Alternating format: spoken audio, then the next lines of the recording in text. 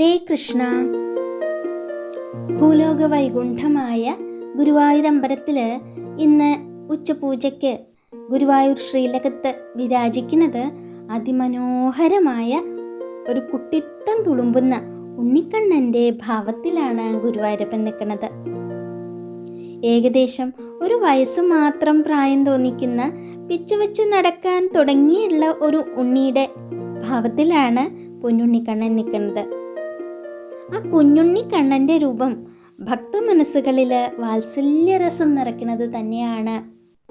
ഭഗവാന്റെ തിരുമേനി മുഴുവൻ കളഭത്താൽ അലങ്കൃതമാണ്.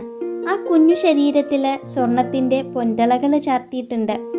മഞ്ഞപ്പട്ടു കോണകം ചാർത്തി അരയിൽ തട്ടുകളായിട്ടുള്ള പൊന്നിൻ കിങ്ങിണി ചാർത്തിയാണ് ഭഗവാൻ നിൽക്കുന്നത്. എങ്ങനെയാ നിൽക്കണമെന്ന് നോക്കൂ. വലത് കയ്യിൽ അമ്മ യശോദ കൊടുത്തിട്ടുള്ള ആനന്ദത്തോടെ പിടിച്ചിരിക്കണ ആ വെണ്ണയുരുളയുണ്ട്.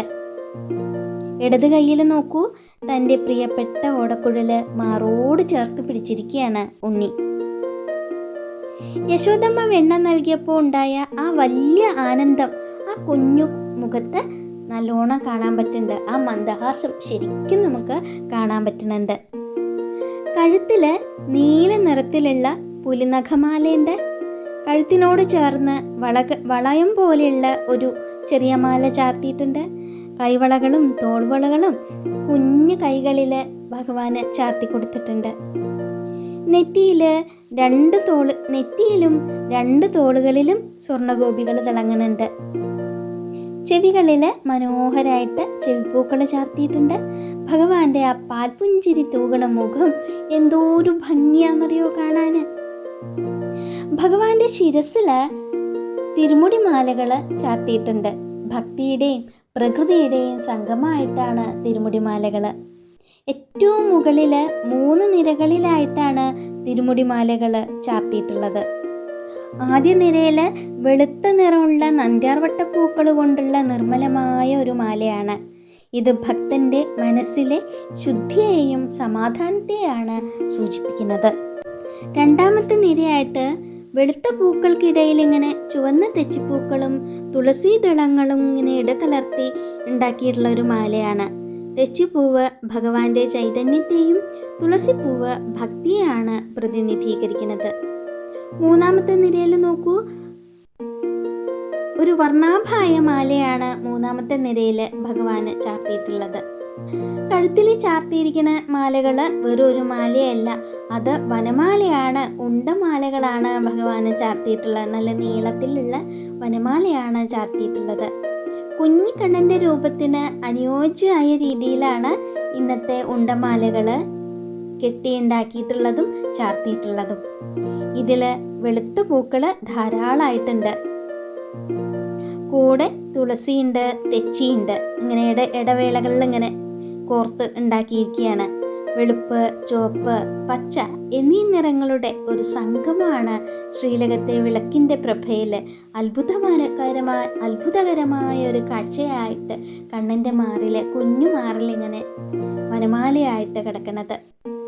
വിഗ്രഹത്തിന് ചുറ്റും തൂക്കിയിട്ടിരിക്കുന്ന മാലകളും നോക്കി നോക്കൂ. ഇങ്ങനെ വിധാനമായിട്ട് ഭഗവാനെ ഒരു പുഷ്പമണ്ഡലത്തിൽ ഇരിക്കുന്ന പോലെ ഉള്ള, ഭഗവാനെ ഒരു പുഷ്പമണ്ഡപത്തിൽ ആണ് എന്നുള്ള രീതിയിൽ ആ ഒരു പ്രതീതി ഉണ്ടാക്കുന്ന രീതിയിൽ വിധാനമായിട്ട് മാലകൾ തൂക്കിയിട്ടിരിക്കുന്നു. മനോഹരായ വെള്ളത്താമരകൾ കൊണ്ട് നിർമ്മിച്ച ഉണ്ടമാലകളാണ് വിധാനമായിട്ട് തൂക്കിയിട്ടിട്ടുള്ളത്. താമര എന്ന് പറയുന്നത് ഭഗവാന്റെ പത്മപാദങ്ങളെയും പത്മലോചനങ്ങളെയും ഒക്കെ നമ്മൾ ഓർമ്മിക്കും. പിന്നെ തുളസിമാലകളാണ് ഉള്ളത്. ഭഗവാന് ഏറ്റവും പ്രിയപ്പെട്ട തുളസി കൊണ്ടുള്ള 5-6ഓളം ഉണ്ടമാലകൾ ചുറ്റും ചാർത്തിയിട്ടുണ്ട്. തുളസിയുടെ സുഗന്ധം ഇങ്ങനെ ശ്രീലകത്ത് നിന്ന് പുറത്തേക്ക് ഇങ്ങനെ ഒഴുകുകയാണ്. അവിടെ മൊത്തം അത് പരിപാവനമാക്കുകയാണ്.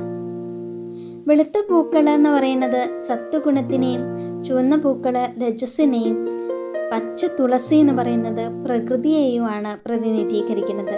അതായത് പ്രപഞ്ചം മുഴുവൻ ഭഗവാനിൽ ചാർത്തിയിരിക്കുന്നു, പ്രപഞ്ചം മുഴുവൻ ഭഗവാനിലേക്ക് അടങ്ങിയിരിക്കുന്നു എന്നുള്ള സത്യമാണ് ഈ കാണിക്കുന്നത്.